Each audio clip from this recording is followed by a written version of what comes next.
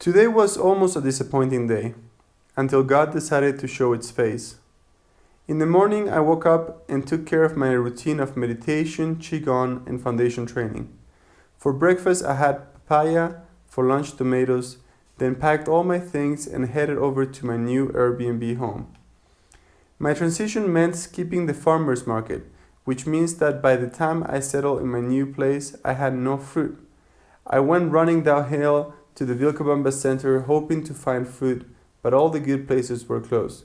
So instead, I opted for soup at a vegetarian place. The waiter tried to charge me $1 for a glass of water. The soup was only worth $2. It was ridiculous. I said no and I paid only $2. It was a crazy experience. I can't believe he tried to rob me like that. I will no longer return to that place or speak well of it. After that, I walked around town, hoping to make more friends like I had done the night before.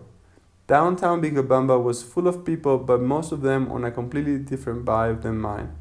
So I headed back home. On the way there, I ran across a friend, Juan, who was heading the other way to purchase groceries.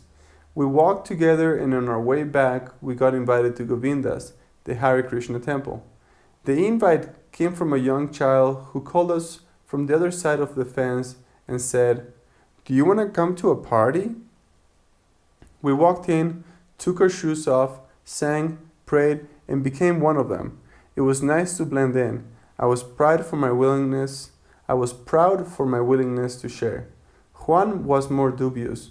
It was his first time at a temple, but he enjoyed his time as well. We sang and danced and read from sacred books. I actually got to read out loud in Spanish, which I had not done in a very long time.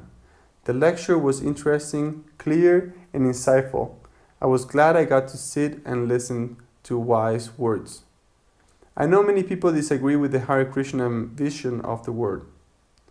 I admit it's not my favorite, but I still consider myself a devotee of Krishna because I am a devotee of God. To me, God is beyond forms and names, in all forms and in all names. That is how I am able to blend with all forms of spiritual devotion that make sense, that make me happy, and that are good. We stayed at the temple for 3 hours. I was tired towards the end, but feeling grateful that we'd stopped to pray and learn. It's funny that yesterday I had a similar experience inside a church. I guess sometimes I can be a devoted Christian, and other times a devoted Hindu, and of course, a Jew by birth. I love to study and follow different spiritual paths.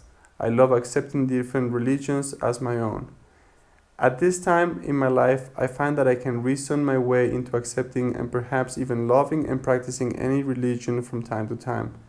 Chances are I only know a few from the many religions around the world, and in time, but once I understood that we are all one, all religions became the same. Now it is just a matter of interpreting symbols with an open mind and an open heart. As simple as that, and the entire world becomes my home. Thanks for watching. Please like, comment, share, and subscribe.